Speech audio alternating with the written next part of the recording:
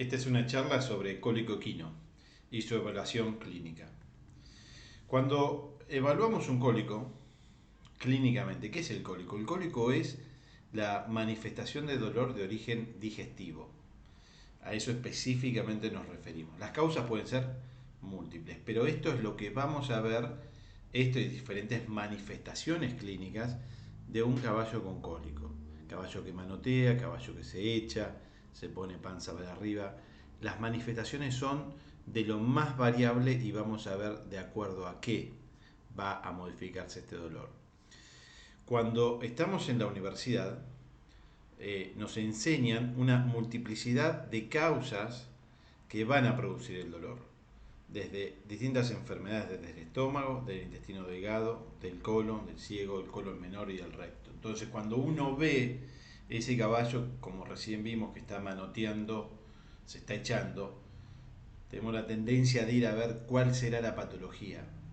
Y la realidad que es muy difícil de determinar exactamente cuál en ese momento clínicamente cuál es la patología en sí, para darle un nombre y apellido. Entonces, eh, está bien de la forma que se nos formó, mencionando las distintas patologías, yendo desde la patogenia, los signos clínicos y su resolución médica o quirúrgica.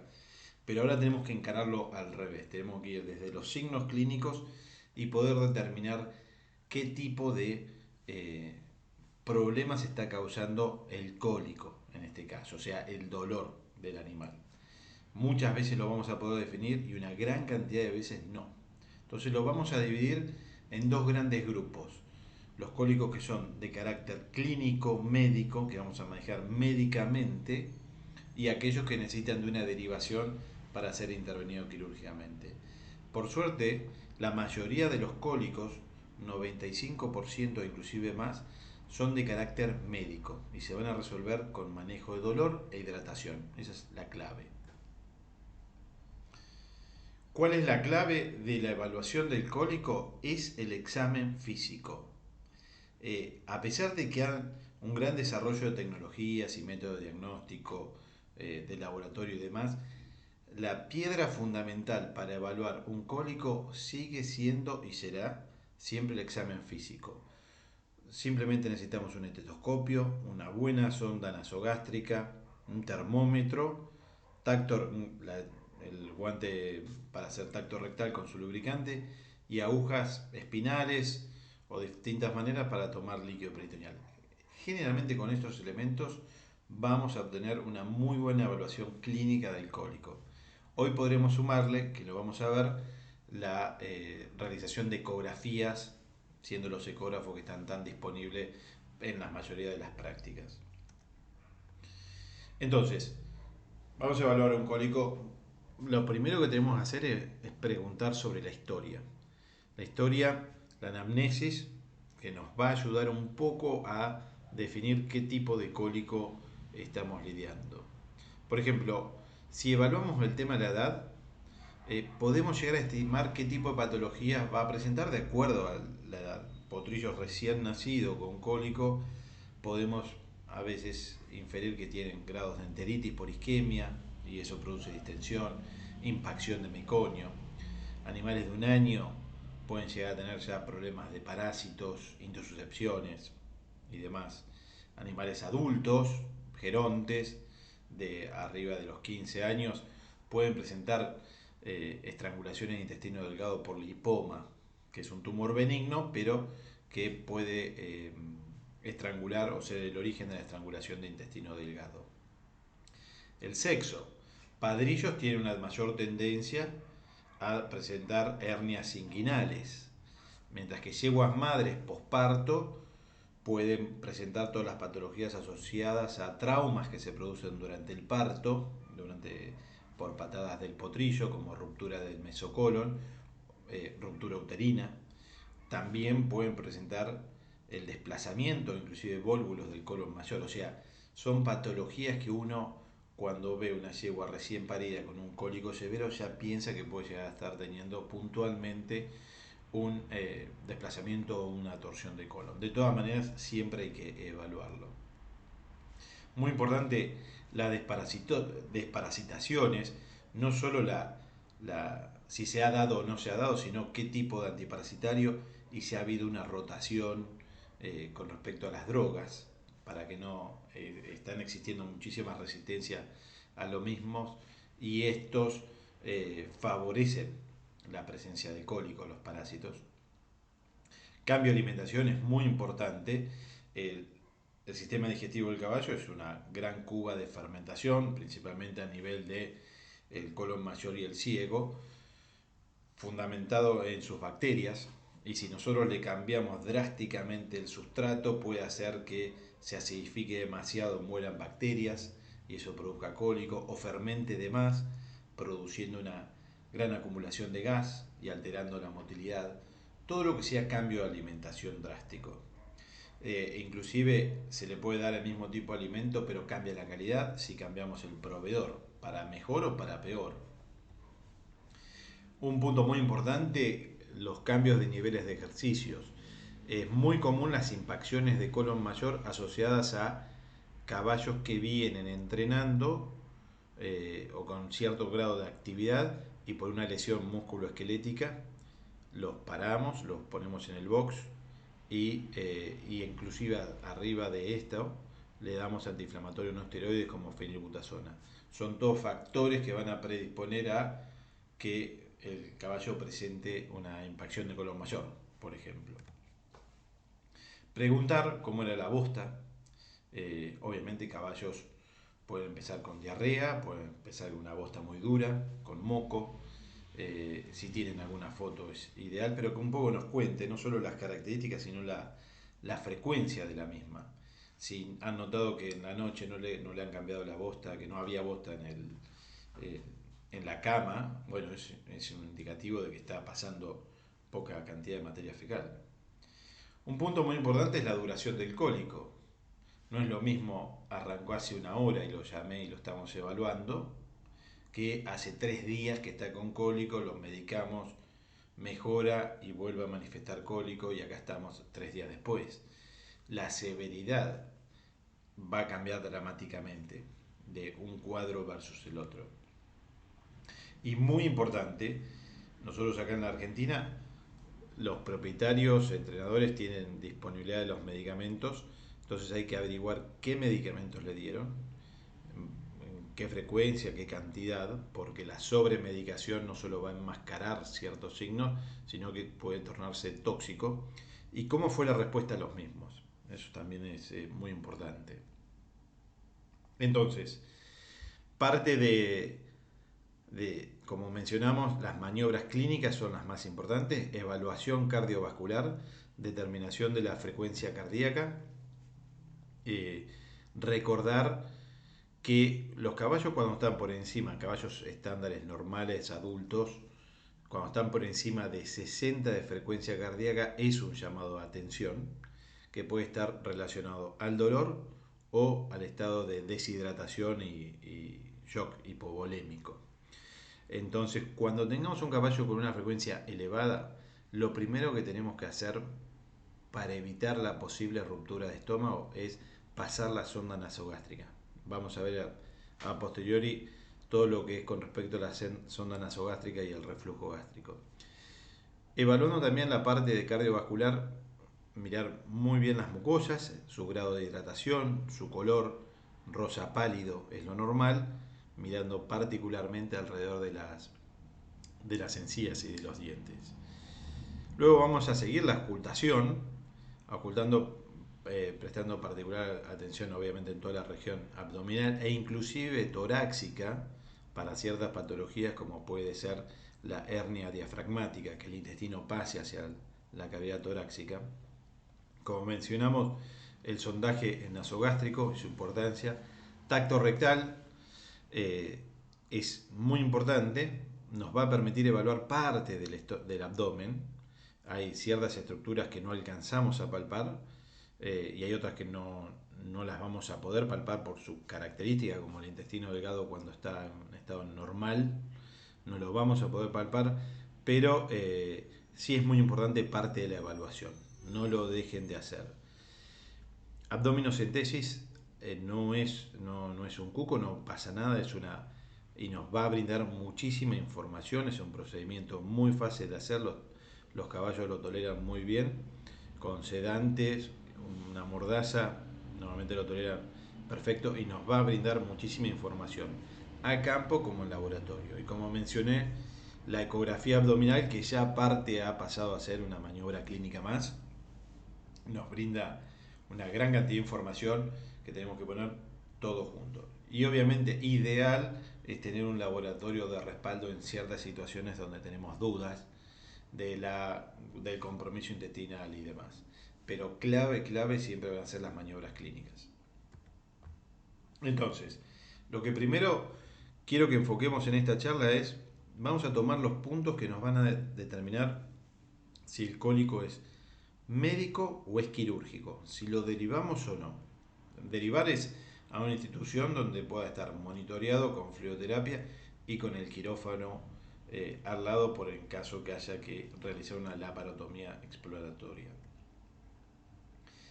Vamos a ver cuáles son los indicadores que están hablando de una alta probabilidad de requerir cirugía. Recordemos que la cirugía va a ser necesaria en la menor cantidad de los caballos, menos del 5% va a necesitar cirugía. Pero tenemos que prestar particular atención a esto. Son generalidades y hay que evaluar cada paciente en particular. O sea, uno en esta charla habla sobre generalidades, después hay que evaluar a cada uno y cada historia en sí. Un aspecto que para mí es muy importante es el grado de dolor. El dolor que manifiesta el caballo. Por asociación uno tiende a pensar, a más dolor es más serio el problema. Es cierto y generalmente es así. Pero tenemos factores que nos los van a afectar. Por ejemplo, la edad. Los potrillos, cuando tienden a manifestar, su manifestación del dolor es muy expresiva. A veces con cuadros de enteritis como mencionaba, por isquemia o cualquier cuadro inflamatorio que le produce un poco de distensión abdominal, hacen que sean muy espamentosos, que manifiesten mucho el dolor. Mientras que caballos gerontes, mucho más avanzados en la edad, posiblemente a veces tienen lesiones quirúrgicas de estrangulación por lipoma y no manifiestan gran cosa. Entonces tengan este factor en cuenta a la hora de definir eh, cuánto es el grado de dolor respecto a la edad. También la raza, la manifestación de los signos de dolor van a cambiar de acuerdo a la raza. Sangre pura, guerrera, caballos árabes son mucho más expresivos que los caballos criollos o los caballos de salto de raza europea, mucho más abúlico, más linfático. Entonces, cuando un caballo criollo manifiesta dolor, generalmente tenemos un problema serio. La evolución de la enfermedad también es importante. Supongamos que tenemos una lesión estrangulante del intestino delgado, que entró dentro de un foramen, inicialmente empieza a juntar líquido, este líquido empieza a distender la víscera y le produce dolor, la isquemia en sí también produce dolor intestinal, entonces el caballo empieza con una gran manifestación de dolor. Pasado el tiempo, las horas, ese intestino comienza a necrosarse y ya empieza a bajar la sensibilidad. Además hay absorción de toxinas al, al sistema vascular, circulatorio, y eso va a producir una depresión del animal. Entonces va a dar la falsa sensación de que está mejorando, cuando en verdad ya no tiene sensibilidad en el intestino, por eso no le duele, y está tóxico, que ya no le interesa, está tan deprimido que no va a manifestar dolor. Por ejemplo, en la imagen de la izquierda, acá se puede evidenciar este caballo que ha sufrido toda la noche de cólico por las traumas en la cabeza. La imagen de la derecha, y cuando trabajaba en Estados Unidos sacamos, este era un caballo geronte que tenía un lipoma, intestino delgado, ya, y no tenía gran manifestación de signos clínicos, pero vemos como el aspecto isquémico, necrótico de ese intestino delgado y en una gran cantidad. Esto produce una gran absorción de toxinas que van a deprimirlo sistémicamente. Algo que para mí es sumamente importante es el grado de dolor y la respuesta a los analgésicos. La primera medicación con la que encaramos siempre a los cólicos, por una cuestión de practicidad, es el Vanamine, nombre comercial, Meclumine Flunixin, la droga. La dosis, y repito esto para que no sea sobredosificado, es de 1,1 miligramos kilo cada 12 horas. A un caballo promedio adulto de 450 kilos, 500 kilos, se le da generalmente 10 centímetros cúbicos en vena. No lo den intramuscular por los posibles casos de miositis por Clostridium. Generalmente esta es la droga que usan, ya lo tienen los propietarios y muchos cuidadores, entonces ya se la van a dar. Pero ¿por qué hago énfasis en cada 12 horas? Porque no tiene ningún beneficio darla en forma repetitiva dentro del tiempo de las 12 horas. Solamente va a tener efecto deleterio sobre el riñón. Entonces, si el caballo lo medicamos con Vanamine y no mejora, de nada vale repetirle en el corto plazo esta medicación. Tampoco y que es una práctica muy frecuente, que lo combina con otros antiinflamatorios no esteroides. Dipirona, fenilbutazona son todos de la misma familia de los antiinflamatorios no esteroides. Y lo único que van a hacer no es que van a potenciar su efecto analgésico, sino potenciar su efecto tóxico sobre los riñones. Recordemos que la mayoría de estos caballos presenta un grado de deshidratación por la desviación de los líquidos, por la sudoración, por el dolor, porque no han tomado agua, pero en general a nivel sistémico van a presentar una deshidratación. Sumado a los antiinflamatorios en forma excesiva, pueden llegar a dar una falla renal aguda. Entonces, no combinar estos antiinflamatorios entre sí, y darlo de acuerdo a su tiempo requerido.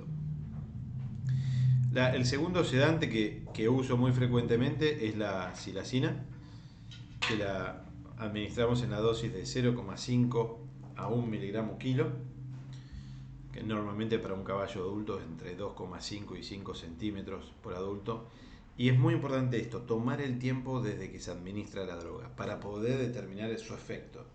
No es lo mismo dar 2 centímetros y medio, que es cuando comenzamos, y que a los 5 minutos siga con dolor, que persista su efecto hasta 2 horas y el caballo no haya tenido dolor. Es muy importante eso, el tiempo que toma en volver a comenzar a manifestar dolor. Si nosotros administramos, como mencioné previamente, silacina, lo podemos combinar con butorfanol. La dosis de la literatura es de 0,01 miligramos kilo. Eso es aproximadamente 1 centímetro cada 100 kilos, lo cual particularmente encuentro excesivo. Eso sería 5 centímetros para un caballo adulto.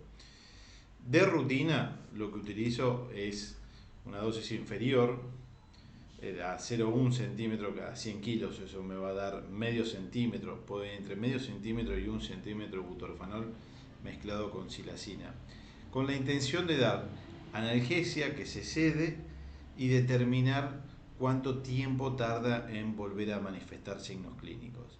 Si con esta dosis de silacina combinado con butorfanol, el butorfanol nunca debe ser administrado en forma aislada endovenoso porque va a producir excitación, siempre tiene que estar combinado con un alfa 2 como la silacina. Vamos a tomar el tiempo. Si a un caballo lo administramos y vemos que en el lapso de 10-15 minutos, media hora, empieza de vuelta con dolor severo, ya debemos ir considerando la derivación, llamando a un tráiler, que no siempre están cerca, para su posterior derivación. Una vez que está determinado que se va a derivar el animal, donde evaluamos que es un tema ya crítico, nosotros debemos dar la cantidad necesaria de analgésico para evitar que este caballo se lesione. Ya el diagnóstico de que tiene un cuadro complejo ya está hecho. Entonces vamos a dar la cantidad necesaria de silacina, inclusive butorfanol, para que pueda viajar en forma segura, tanto el caballo como la gente que está alrededor. No podemos permitir que el caballo vaya matándose arriba del tráiler, arriesgando su vida y la de los demás. Entonces, administrar la cantidad necesaria total, ya va a estar informada la gente que lo recibe de que existe esta cantidad de analgésicos dado en cierta cantidad de tiempo. Inclusive sugiero que tengan silacina disponible, porque en el viaje tal vez le tengan que repetir.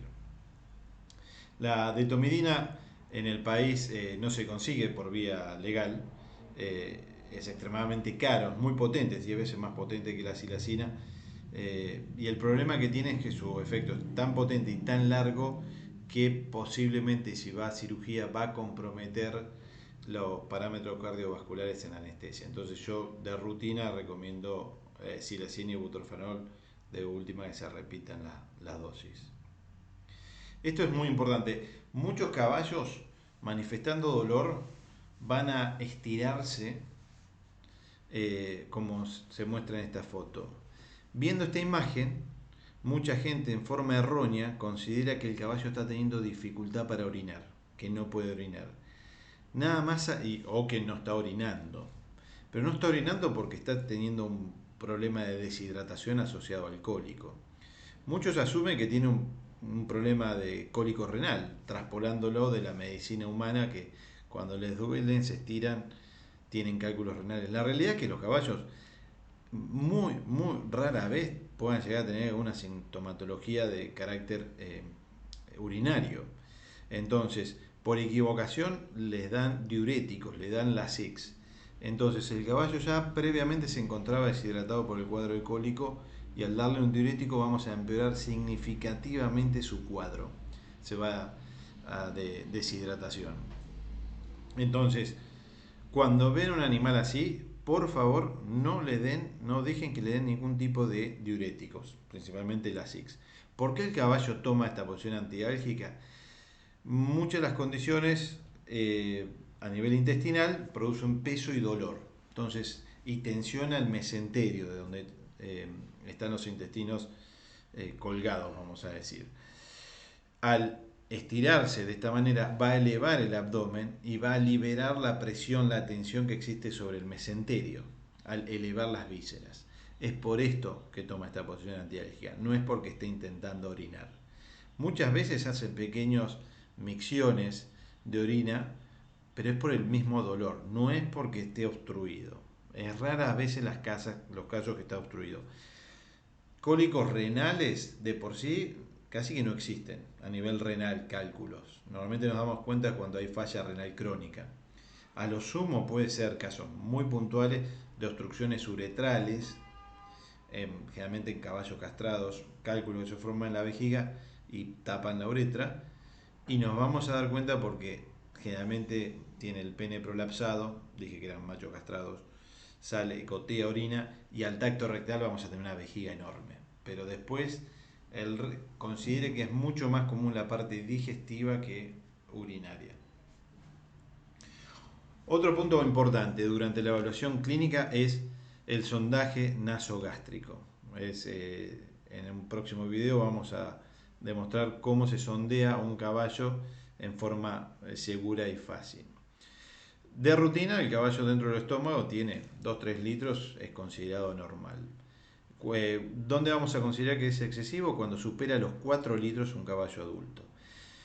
Uno, cuando pasa la sonda y llega al estómago, evalúa si hay lo que considera un reflujo espontáneo, o sea, desciende la sonda y ve si viene reflujo en forma normal, natural, digo, sin ningún tipo de procedimiento. Eso es lo que se considera espontáneo, porque estaría el líquido bajo presión. Y después siempre debe hacerse, si no ha venido ningún tipo de reflujo espontáneo, el sifonaje, tratar de fomentar eh, la formación de reflujo. ¿Y cómo hacemos? Cargando la sonda con agua, normalmente con un litro y medio, lo necesario como para cargar toda la sonda, que la punta va a estar dentro del estómago, y luego descender la punta de la sonda. De esta manera va a movilizar la columna de agua y va a generar un vacío y comienza a descargar. Vamos a descargarlo en otro balde, juntando todo ese líquido de reflujo, y después se mide cuánto le agregamos nosotros, cuánto nos obtuvimos de reflujo, se saca la cuenta y a partir de ahí determinamos la cantidad de litros que tenemos de reflujo. También es importante la consideración del color y el olor. El olor ácido típico del estómago es normal, y un color verdoso, como estamos viendo muchas veces con contenido alimenticio, como se ve en esta imagen. ¿Qué situación va a generalmente producir un incremento de el volumen de reflujo gástrico? Lesiones obstructivas del intestino delgado, o sea, el, el estómago se empieza a acumular con líquido porque no lo puede evacuar hacia el intestino delgado. Obstructivas, como dije, mecánicas, o funcionales, como la enteritis anterior.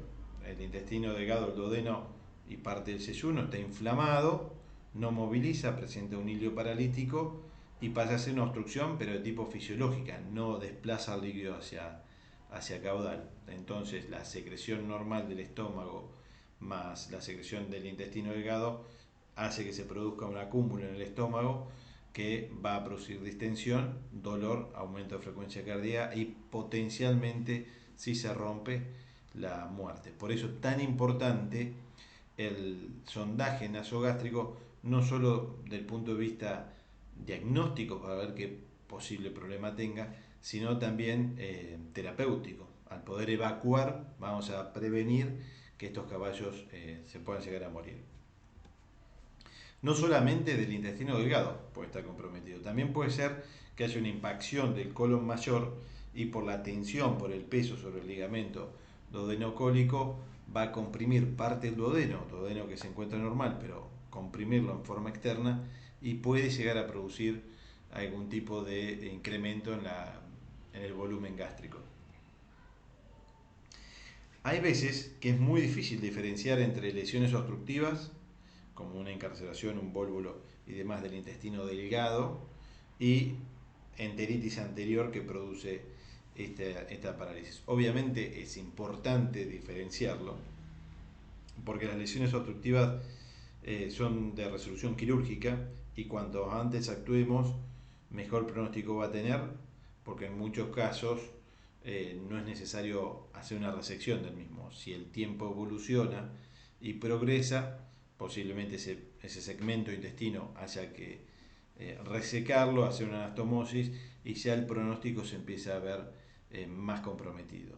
Mientras que la enteritis anterior es un cuadro médico, de resolución médico con una alteración principalmente de su componente de bacterias, eh, que no necesita de cirugía. Entonces, obviamente es muy importante la diferenciación entre lesiones obstructivas del intestino delgado con enteritis anterior.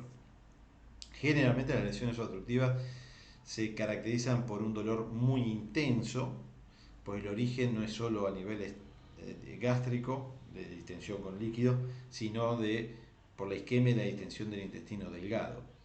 Mientras que en los casos que tienen enteritis anterior, el dolor no es tan intenso, es más leve, y que inclusive una vez descomprimido el estómago, tienden a relajarse y quedar hasta levemente deprimidos el animal. Mientras que en los casos de obstrucciones, lesiones obstructivas, eh, se alivia un poco el dolor, pero como el dolor en parte viene por el intestino, va a persistir en gran parte con ese dolor. Al tacto, en el caso de las lesiones obstructivas, el intestino delgado, normalmente no se palpa el intestino delgado normal, ¿tá? Eso es un punto a aclarar. Si lo palpamos ya pasa a ser anormal, pero lo que más nos interesa en el tacto es qué tanto urgente está. En las lesiones obstructivas, que se ha obstruido el flujo de líquidos, se empiezan a poner muy tensas y están mucho más turgente al tacto, como estos globos que se inflan, tubulares, bien tensa, o cámaras de bicicleta bien infladas. Mientras que en las lesiones de enteritis anterior es mucho más deformable el, el intestino. Si se palpa, si se diferencia del resto de las estructuras, ya nos habla de una anormalidad, pero no pasa a ser tan tenso. Como mencioné, la ecografía es una herramienta que nos ayuda muchísimo y nos va a permitir determinar qué tipo de lesión tenemos.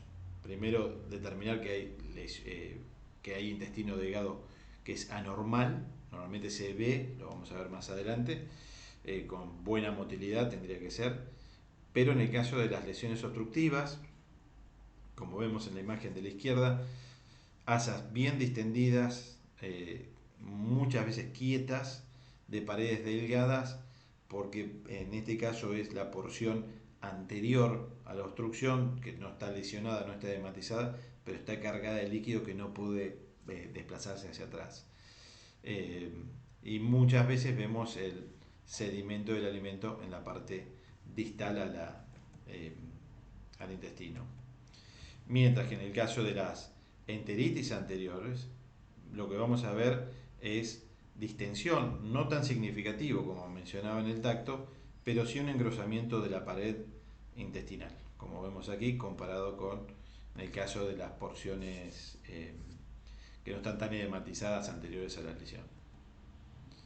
A nivel de laboratorio, el hemograma, normalmente cuando un caballo tiene una lesión obstructiva en fase aguda, antes de entrar en shock y demás, el hemograma tiende a ser normal, mientras que la evaluación de las células blancas en un hemograma, un caballo está tóxico por una enteritis anterior donde hay una absorción de toxina sistémico, van a haber cambios tóxicos en la misma, una neutropenia, una migración masiva de los glóbulos blancos hacia el intestino con una disminución de los mismos circulantes a nivel sanguíneo. Y obviamente, bueno, en lesiones obstructivas, si vamos a cirugía, vamos a encontrar la causa, y en el otro caso, como se ve acá en la imagen de la izquierda, una gran inflamación. A ver, no es el ideal operar un caballo con enteritis anterior, pero a veces no es tan fácil de diferenciar.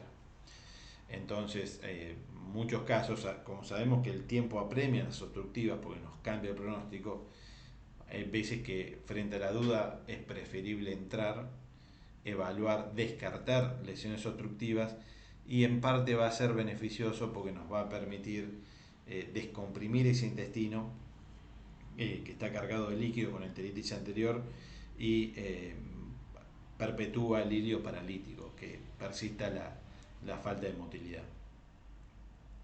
Un punto importante, recuerden que el intestino delgado tiene un largo aproximado de unos 20 metros en el caballo, el yeyuno, el duodeno, yeyuno e ilio. La mayoría de las obstrucciones en el intestino delgado del caballo se produce a nivel del ilium, la porción terminal del intestino delgado. En esa zona, puntualmente. Acá tenemos todo el yeyuno con sus vasos mesentéricos, y en la porción final, el metro final, es el ilium que descarga en el ciego. La mayoría de las obstrucciones suceden a ese nivel en general. Entonces, para que exista reflujo gástrico, inicialmente no va a haber, porque se tiene que llenar, supongamos que tenemos la obstrucción a este nivel del ilium, tiene que rellenarse todo el contenido tubular del intestino, del yeyuno, después al duodeno, para recién ahí empezar a cargar el estómago, que se distienda y produzca dolor. Entonces, que un caballo no tenga reflujo inicial no significa que a posteriori tenga. Si el tacto, la ecografía y demás nos indica compromiso intestino delgado y no tuvimos inicialmente reflujo, repitan nuevamente el sondaje y chequeen que no junte reflujo después. Uno de los principales signos de que va a empezar a juntar, que empieza a juntar líquido y a distender, es el incremento de la frecuencia cardíaca. Tacto rectal, otra de las herramientas fundamentales en la evaluación de los cólicos. Como mencioné, vamos a poder palpar un tercio, el tercio caudal del abdomen, pero hay ciertas características que nos indican que hay un grado de severidad. Por un lado, como mencioné, asas de intestino delgado distendidas, tensas, que estén indicando alguna lesión de tipo obstructiva. No sabemos muchas veces dónde está la lesión obstructiva, pero sí sabemos que hay algo anormal con el intestino delgado. Y obviamente todo esto hay que ponerlo en contexto, que si junta reflujo de frecuencia cardíaca, dolor que no responde a los analgésicos, vamos armando todo un dibujo de qué tan crítica es la situación. Que el ciego esté distendido, tanto con líquido como impactado, también es algo que nos debe llamar la atención en forma significativa, por el potencial riesgo que tiene el ciego de romperse. El ciego, a diferencia del colon, tiene una tendencia a acumular líquido o impacciones sin grandes manifestaciones clínicas previas y en un momento arrancan con cólico y al poco tiempo se rompen cuando ya se torna irreparable y generalmente va a terminar en la muerte. Hay ciertos signos que podemos detectar en la palpación, característicos que obviamente nos van a permitir llegar al diagnóstico. Uno de ellos es la estrangulación del intestino delgado en los padrillos, principalmente puede pasar también en ciego y en castrado, pero generalmente es en padrillo por el diámetro del canal inguinal, que es la hernia inguinal, la hernia indirecta.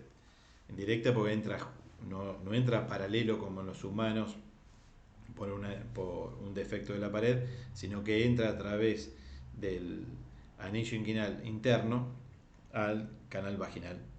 Y de esa manera va a estrangular va a quedar apretado por el anillo vaginal, el proximal, y va a producir mucho dolor, distensión y va a apretar los vasos sanguíneos que van al testículo, principalmente las venas. De esta manera el testículo se va a empezar a agrandar, poner congestivo, frío y obviamente el caballo con mucho dolor. Pero al tacto rectal, que es lo que nos estamos refiriendo, se van a palpar asas de intestino delgado distendidas que van hacia la región inguinal. También podemos determinar desplazamiento del colon mayor hacia la derecha. ¿En qué consiste en esto? Si normalmente, como sabemos, el colon mayor tiene una porción ventral, comienza junto con el ciego un breve recordatorio anatómico. Del lado derecho, donde se encuentra el ciego, colon ventral derecho, con saculaciones. Va hacia adelante, hacia la flexura esternal, va hacia atrás, colon ventral izquierdo, donde estoy marcando aquí con la mano, luego hacia la flexura pélvica, que es donde hay un estrechamiento en la luz y una tendencia a presentar impacciones, luego colon dorsal izquierdo, la parte dorsal ya no es más saculada, pasa a ser más lisa, hasta la flexura diafragmática, después el colon dorsal derecho, que en este caso acá no lo estamos viendo de este ángulo, y pasa el colon transverso. ¿Qué sucede en los desplazamientos del colon a la derecha? Vamos a ver acá este video que muestra cómo la flexura pélvica, esto es por una alteración de la motilidad, acúmulo de gas y demás, va a comenzar a desplazarse hacia adelante. Comienza a desplazarse hacia adelante,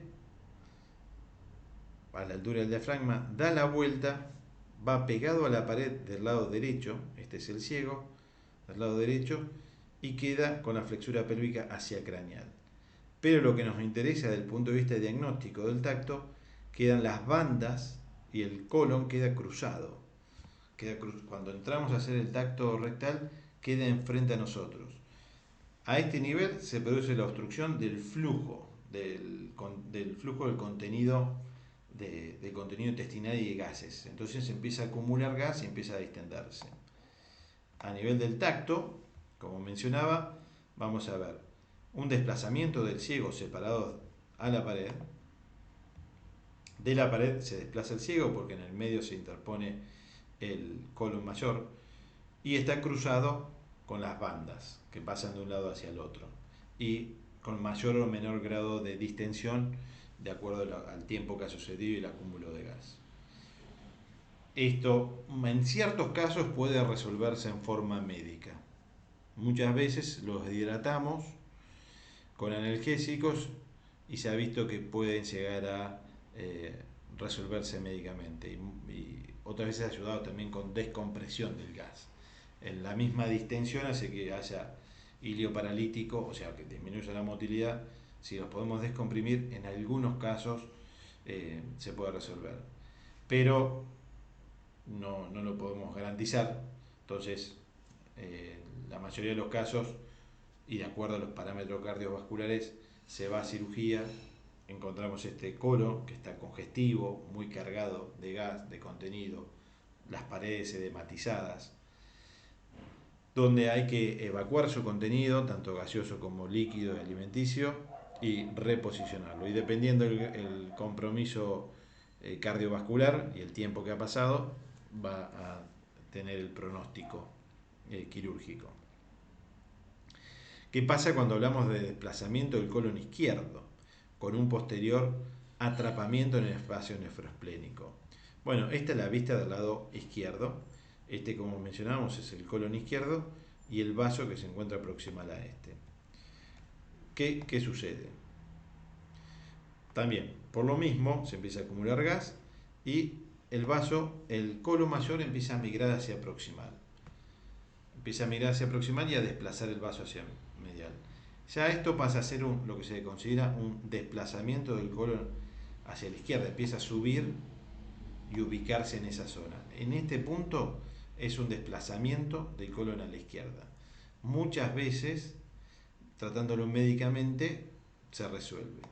Si sigue progresando y se ubica en el espacio nefroesplénico, o sea, entre el vaso y el riñón por encima del ligamento nefroesplénico, va a comenzar a producir una congestión en los vasos que van hacia el vaso, los vasos sanguíneos que van hacia el vaso, el órgano del vaso. Y este va a comenzar a distenderse y a desplazarse más hacia el lado derecho como vemos que sucede. Queda de esta manera vulgarmente mencionado como colgado, porque queda arriba del espacio nefroesplénico, pero ahí es por definición lo que se conoce como atrapamiento del colon mayor en el espacio nefroesplénico. En ciertas circunstancias podemos tratarlo médicamente, administrando fenilefrina, un estimulante de los receptores alfa 1, va a producir una vasoconstricción con la intención de achicar el vaso, lo vamos a hidratar y hacer ejercitar. De esa manera posiblemente se salga de su atrapamiento y se ubique. En muchos casos funciona y en otros no. Y en los casos que no funciona es necesario ir a la cirugía para posicionarlo en su lugar. Esta es la imagen que tenemos de la izquierda. ¿Por qué menciono esta de la imagen? Porque parte del diagnóstico es con la ecografía. Tacto y ecografía. En el tacto, cuando palpamos, vamos a sentir como el colon, en vez de estar en esta zona, pasa a estar dirigido hacia arriba y distendido con gas en este espacio. Que normalmente ese espacio no tiene que haber nada, debemos poder palpar el vaso seguido del riñón y nada en el medio. Si pasamos a encontrar víscera con gas, es un indicativo de que hay un atrapamiento nefroesplénico. Del punto de vista ecográfico, nosotros vamos a hacer la ecografía en esta zona, a posteriori vamos a ver algunas imágenes, donde normalmente, en un caballo normal, tiene que estar el vaso y se tiene que ver el riñón. Si en el medio hay intestino, es anormal. La ecografía hoy por hoy es una herramienta muy disponible para la mayoría de los veterinarios, aquellos que hacen reproducción, funciona perfectamente el traductor transrectal que tienen en el ARAS, y si no, los traductores comunes. La clave es que tiene que ser un traductor que tenga buena penetración. Estemos trabajando en una frecuencia de 3,5 a 5, generalmente 3,5 es lo que usamos, para darnos una mayor evaluación de los tejidos, de las estructuras más profundas. No es necesario para un examen de emergencia, salvo que el animal sea muy peludo o muy gordo, donde la grasa también nos compromete a la calidad de la imagen. Simplemente limpiándolo y poniéndole alcohol, generalmente tenemos buenas imágenes. Obviamente, en casos de cólicos crónicos, donde estamos buscando ciertas imágenes muy puntuales, no en la emergencia, sí se pela. Pero en el caso del cólico agudo, la ecografía es sin pelar y con alcohol. Da para otra charla completamente distinta, ir bien sobre la parte de ecografía. Pero por ejemplo, algo que realmente sirve, yo lo uso muchísimo para evaluar cómo está el intestino delgado. Porque recordemos que no se palpa.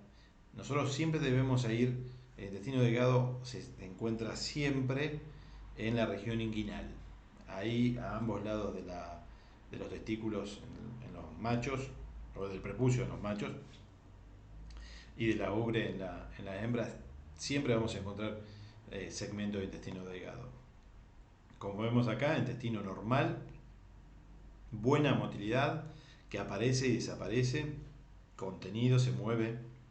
Esto es lo que consideramos completamente normal. Si pasamos a tener asas que están estáticas, círculos que no se mueven, que tienen sedimento, como en esta zona, recuerden que esta es la zona ventral, nosotros muchas veces ponemos el ecógrafo desde ventral, este asa intestino en particular tiene contenido sólido hacia ventral y líquido en dorsal. Pero en particular vemos asa intestino delgado distendidas, paredes delgadas y con muy poca motilidad. Estos son cortes transversales y esto es justo un corte longitudinal del intestino. ¿Ah?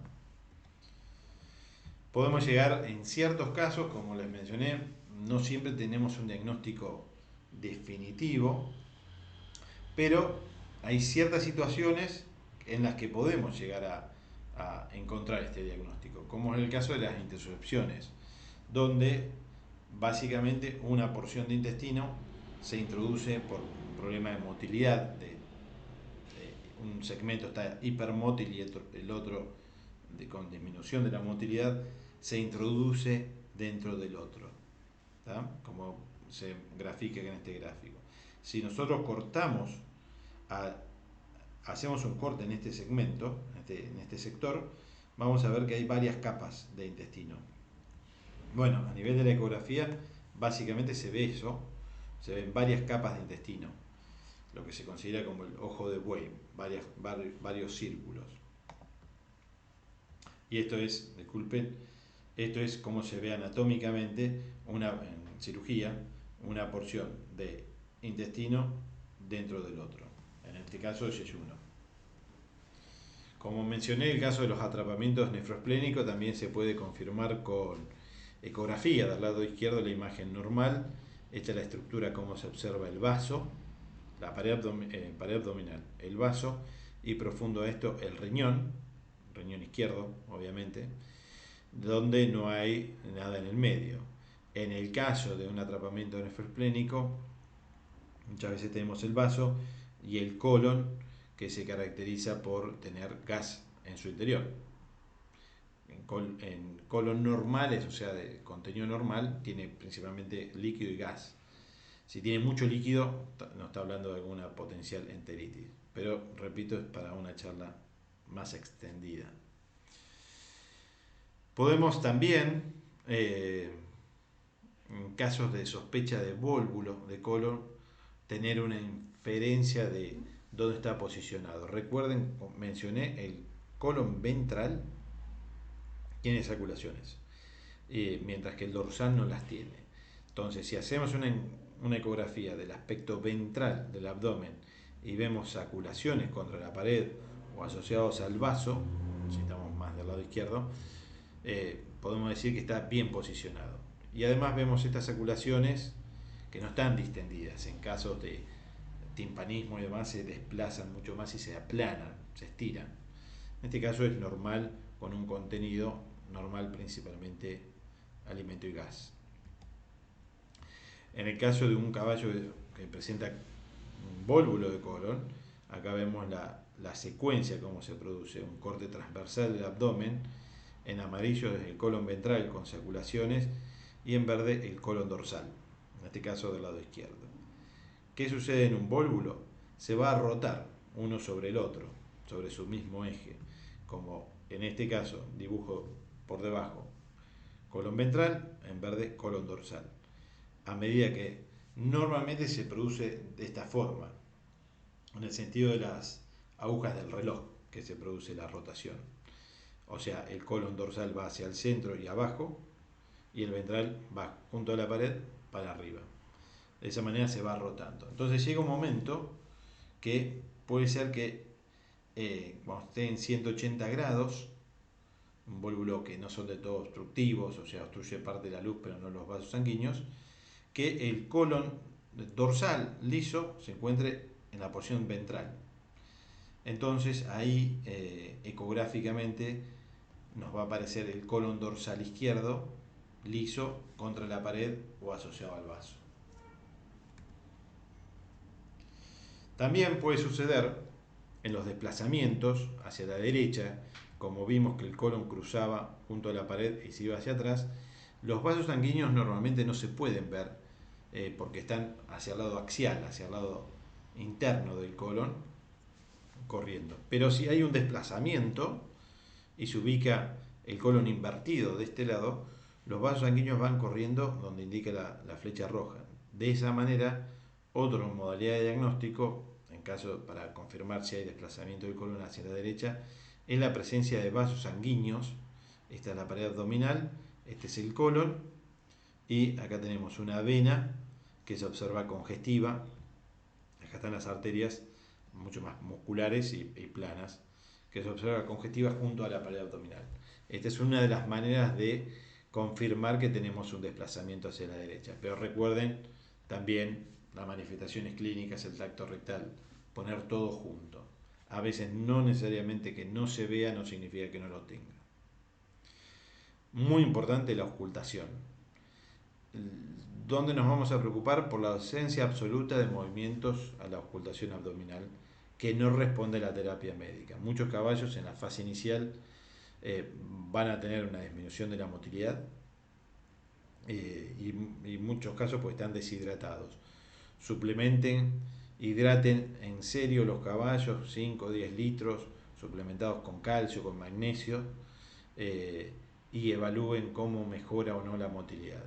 Si la motilidad no mejora, eso es un dato a preocuparse. Mucha atención del lado derecho a la descarga de la válvula iliocecal. Como mencioné, la mayoría de las obstrucciones pasan a nivel del ilium. Entonces, si hay una ausencia total, significa que no está pasando nada a través del ilium. No está descargando nada, esa cascada tan característica que se percibe al lado derecho a nivel de la base del ciego, pasa a ser completamente sordo. Entonces eso pasa a ser un dato llamativo. Ausculten los caballos y perciban la motilidad.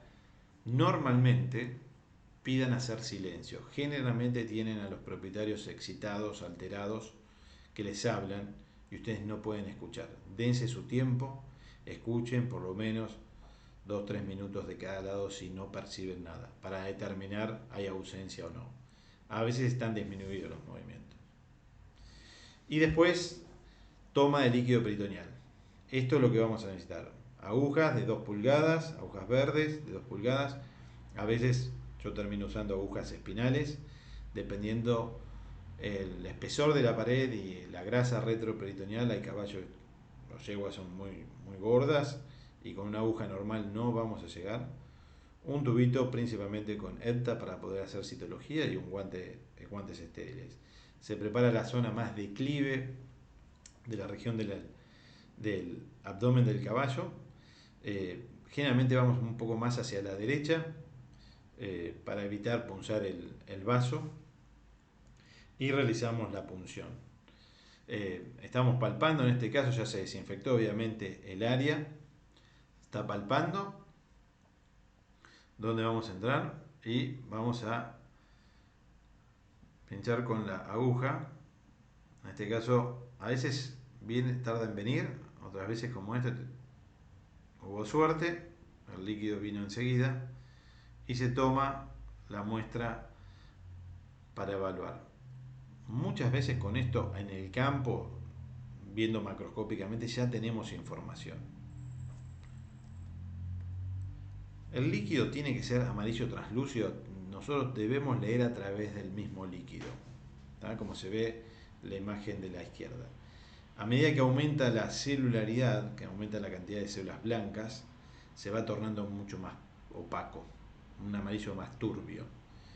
Y definitivamente, si tenemos hemorrágico y no hemos pinchado ningún vaso sanguíneo, o no hemos pinchado el vaso, el órgano del vaso, y un líquido homogéneo teñido de rojo, eso nos pasa a preocupar, porque posiblemente tengamos algún asa de intestino comprometido, que está donde las células están el intestino está congestivo y las células rojas están migrando por la congestión, yendo hacia la cavidad peritoneal. Entonces, generalmente caballo con mucho dolor, reflujo, háganle líquido peritoneal. Si es hemorrágico, saben que tiene una lesión, altamente probable que tiene una lesión isquémica y que es una emergencia. Si el líquido es translúcido y tienen la oportunidad de hacerle proteínas a campo, porque no tienen laboratorio tan cerca, y tienen niveles bajos de proteína, puede ser tranquilamente una obstructiva, puede ser una condiciones médicas, pero háganse el ejercicio de tomar una muestra de líquido peritoneal con mínimos riesgos y les da una gran información. Recuerden, el líquido peritoneal normal tiene menos de 10.000 células por microlitros, muchísimos macrófagos, lo que se considera normal. En casos viejos, como vemos en esta imagen, yo no hago laboratorio, generalmente hablo con el del laboratorio al que le remito la muestra y se pueden ver algunos neutrófilos con núcleos bien segmentados. Lo que más nos interesa es casos donde muestren neutrófilos degenerados con grado de toxicidad, inclusive con presencia de bacterias, que nos va a hablar del compromiso de la pared intestinal. Entonces, recuerden que el examen físico y el sentido común es lo más importante. En caso de dudas, si están lejos de un quirófano, yo siempre recomiendo derivar, no solo para operar, sino para tratar médicamente y estar cerca del quirófano por si se complica. Obviamente considerando los factores económicos de por medio. Muchas gracias.